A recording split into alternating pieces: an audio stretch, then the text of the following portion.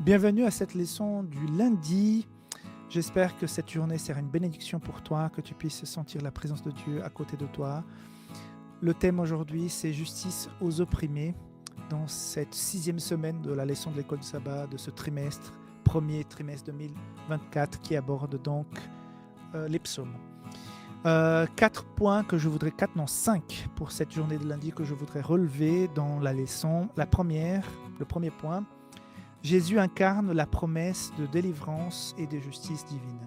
Quand on pense à la justice de Dieu, parfois, avant la venue de Jésus, je pense que les gens étaient un peu seulement avec les déclarations, les récits des prophètes, des histoires du passé et tout. Mais une fois que Jésus est venu, et nous aujourd'hui qu'avons les évangiles, nous avons une compréhension beaucoup plus claire par rapport à la justice de Dieu. Donc si tu imagines comment Dieu va faire justice, essaye de voir comment Dieu a rendu justice, comment Dieu a parlé de la justice. Je pense à plusieurs épisodes où Dieu a quelque part a montré que son regard, sa façon de rendre justice, elle était différente de celle des hommes. Par exemple, la femme prise en adultère. Donc, c'était un piège pour Jésus et sa façon de réagir en disant celui qui n'a pas péché lance la première pierre, donc les plus vieux qui partent avant que les plus jeunes. Waouh! Donc ça, c'est la justice de Dieu. Il n'a pas dit que ce que la femme faisait était bien. Il n'a pas dit qu'elle était finie, terminée, qu'il fallait la lapider. Et il n'a pas non plus donné raison à ces gens qui l'ont piégé pour la ramener devant Jésus, pour le piéger. Il a juste mis les choses à sa place, une justice équitable où on comprend que l'amour et la justice sont en parfait équilibre dans la personne de Jésus. Donc, si tu veux savoir davantage sur la justice de Dieu, regardons comment Jésus s'est comporté, comment Jésus a agi, pas comporté, c'est pas joli, mais comment Jésus a agi face aux gens qui étaient donc injustement attaqués ou souffrants. Hein. Point numéro 2, non, c'est pas un point numéro 2, c'est le verset que je voudrais partager avec vous, que j'ai beaucoup apprécié, que j'ai relevé de la leçon d'aujourd'hui.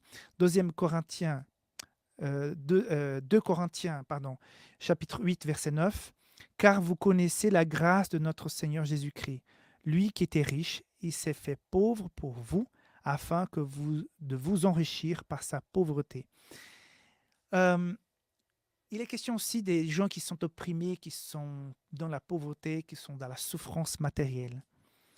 Et ce que Jésus a fait en venant sur ce monde, en prenant la forme humaine, vivant la vie que nous vivons, menant ouais, toutes les facettes de la vie que nous vivons actuellement, euh, ça démontre son amour et sa puissance. Même en étant tout puissant, il va se dépouiller de cette puissance, mais il va avoir une puissance d'esprit quand même, pour pouvoir se mettre à notre place, pour vivre tout petit, tout petit, tout petit, et même subir des injustices qui, peut-être toi et moi que sommes là, euh, nous n'avons jamais vécu ça.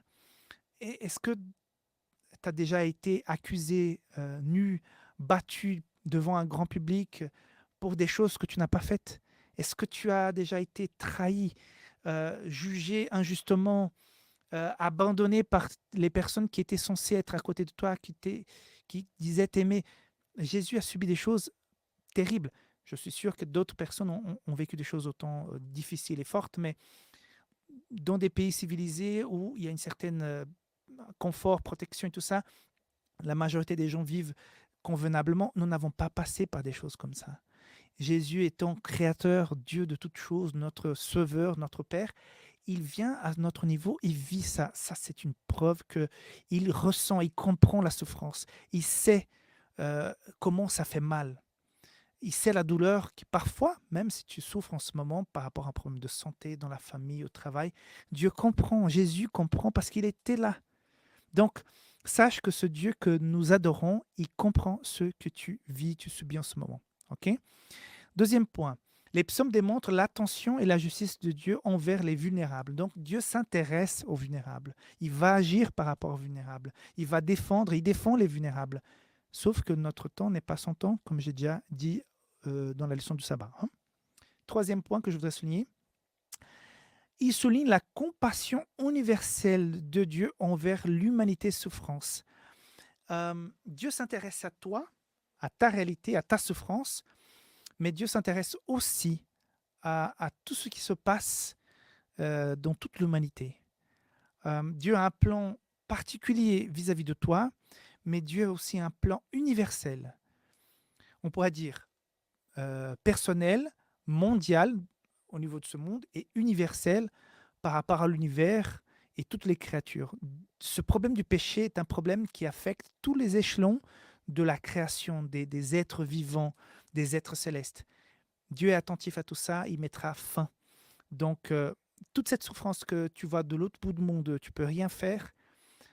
Dieu va en prendre soin, Dieu va rendre justice, parce que la vraie vie, c'est la vie éternelle que Dieu a réservée pour chacun d'entre nous. Ce n'est pas celle-ci. Donc, sachons faire confiance. Dieu va agir, il va faire ce qui est juste. Quatrième point, la prise en charge des démunis témoigne de la fidélité du peuple. Donc, quand le peuple de Dieu revenait, cherchait davantage Dieu, c'est comme s'ils donnaient l'autorisation pour que Dieu puisse agir dans leur vie. Donc, quand nous approchons de Dieu, quand nous clamons, nous disons Seigneur, je ne peux plus, c'est toi qui dois agir, on peut constater que par diverses manières, par des personnes, par des circonstances, par la nature, je ne sais pas par quel autre moyen, la manifestation de Dieu. Donc, toutes ces personnes qui clament dans les psaumes, dans la parole de Dieu, aujourd'hui, au toi-même, j'ai déjà vécu des moments où j'ai clamé Dieu, en disant Dieu, je ne peux plus, ça ne va pas. Et j'ai pu sentir après, waouh, je constate que Dieu a écouté ma requête et il a agi dans ce problème, dans cette partie-là qui était vraiment douloureuse pour moi, il a agi. Donc, Dieu dit, fais-moi confiance, je prends en charge cette souffrance. Quand nous nous approchons de lui, que nous lui donnons autorisation pour qu'il rentre davantage dans notre vie, on verra sa façon d'agir. Donc, Dieu est là et il est puissant. Cinquième point, le danger de placer sa foi dans les moyens humains. C'est vrai que parfois, avec la politique par exemple, je me suis déjà pris une claque parce que je me suis dit, ouais, je fais confiance à cette personne, ce mouvement politique, ces gens, ces idées vont tout révolutionner, vont tout changer, ça va être super. Et puis à la fin, bah, bof, c'était de la politique, quoi. C'était de la pure politique. Les gens disaient des choses avec une telle conviction que tu te dis, waouh! Et puis c'était pas ça. C'est parce que l'humain que tu es, que je suis, que nous sommes tous, peut parfois avoir des bonnes intentions, mais ils vont peut-être le dire de façon exagérée, sans avoir les moyens, et après, peut-être ils croient à ça au départ, et après, ils changent d'avis parce que d'autres intérêts passent en premier. Donc, l'être humain est vraiment pas fiable. Je dis comme ça, pas fiable. Moi, je ne suis pas fiable. Tu n'es pas fiable parce que combien de fois tu as promis des choses et tu n'as pas fait? Même si tu voulais vraiment beaucoup. Voilà, même nous pouvons être droits, mais parfois nous ne sommes pas fiables même envers nous-mêmes. Donc, la nature humaine, ça tangue, voilà, ça chancelle. Donc, ne faisons pas trop confiance à l'homme. Si la justice vient de l'homme et qu'elle est bien faite, qu'on pense qu'elle est bien faite, alléluia, tant mieux. Mais la justice humaine, elle n'est jamais complète. Elle est jamais complète. Donc, il faut faire gaffe par rapport à ça. Voilà les 5 points que je voulais partager avec toi aujourd'hui concernant la leçon du lundi.